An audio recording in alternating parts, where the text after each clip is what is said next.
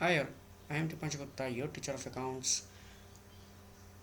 सो बिना time waste किए चलते हैं अकाउंटिंग वर्ल्ड में और आज सीखते हैं dual aspects of account dual aspect concept.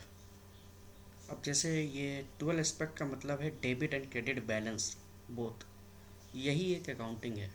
चलिए पहले हम इसको first we should understand the account what accounting says about this concept.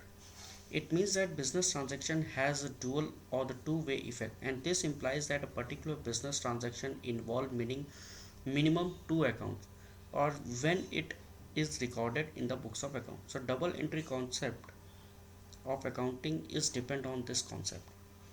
मतलब समझ में आया नहीं ना? Let's consider one Kevin's books account. Let's understand with the Kevin's books account. So let me just open that, then only we will able to understand about that.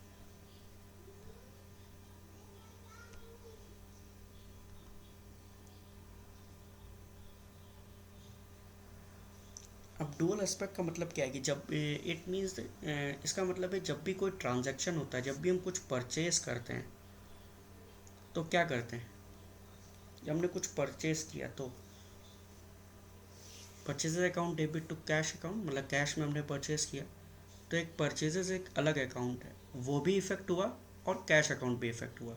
अब जैसे हम अगर केविन्स के बुक में देखें तो केविन्स ने जैसे फिक्स डिपॉजिट किया था 3 लाख रुपीज़ का, तो उसमें क्या हुआ, mister beans account debit to cash account, उसने कैश 3 लाख रुपए मिस्टर बीन्स को दिए थे, तो उसमें क्या हुआ, मिस्टर बीन उसके क्रेडिटर हुए, तो क्या है 3 लाख रुपए उसको लाइबल है कि उसको पे करना है 3 लाख रुपीज़ मिस्टर बीन, तो लाइबिलिटी इंक्रीज हो गई 3 लाख से।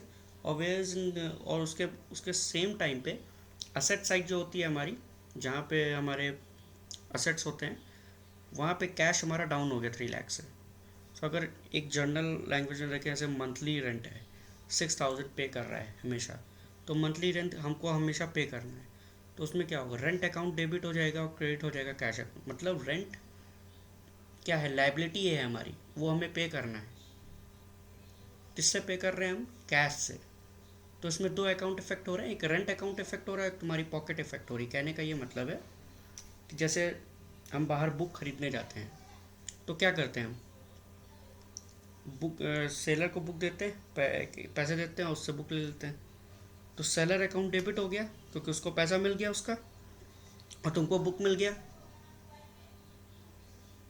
क्या हो गया कि तुमको क्या मिल गया, stationery account debit to cash account, मतलब तुमने स्टेशनरी खरीदी, बुक्स खरीदी, तो books account debit to cash account, तुम्हारे पास बुक्स आ गई उस कैश के बदले, और उसके पास जिससे बुक खरीदी उसके पास कैश चला गया, तो यहाँ पे बुक अकाउंट भी इफेक्ट हो रहा है और कैश अकाउंट भी इफेक्ट हो रहा है, दोनों चीज़ें। तो रेफ्रिजरेटर परचेज किया तो क्या हुआ, अब कोई एसेट परचेज की, लैपटॉप परचेज किया तो laptop account debit to cash account करते हो, तो उसमें क्या है, एसेट मेरी इंक्रीज हो रही है 5,000 से और उसी में जो कैश था मेरे पास वो 50,000 से डिक्रीज हो रहा है। तो ये क्या है, dual aspects of accounting. This is only means of dual aspects of accounting.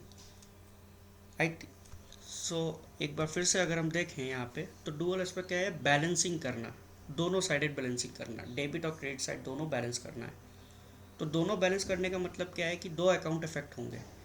Double entry system जो है वो इसी के बेसिस पे बना है कि अगर हम कोई भी ट्रांजैक्शन करते हैं तो उस ट्रांजैक्शन में दो अकाउंट इफेक्ट होंगे ही होंगे, बिना कोई भी जर्नल एंट्री ले लो, जैसे कोई भी कुछ भी ले लो, जैसे तुम डेली वेजेस खर्चे ले लो, तुम समोसा खरीदने जाते हो क्या होता है, समोसा लेते हो तो क्या होता है, samosa account debit to cash account, एक समोसा एक अलग अकाउंट है, वो अकाउंट डेबिट हो गया और तुम्हारे पास से पैसा चला गया, कैश क्रेडिट हो गया। So that is only all about the dual aspect concept. Thank you all. I think you all able to understand about the dual aspects concept of accounting.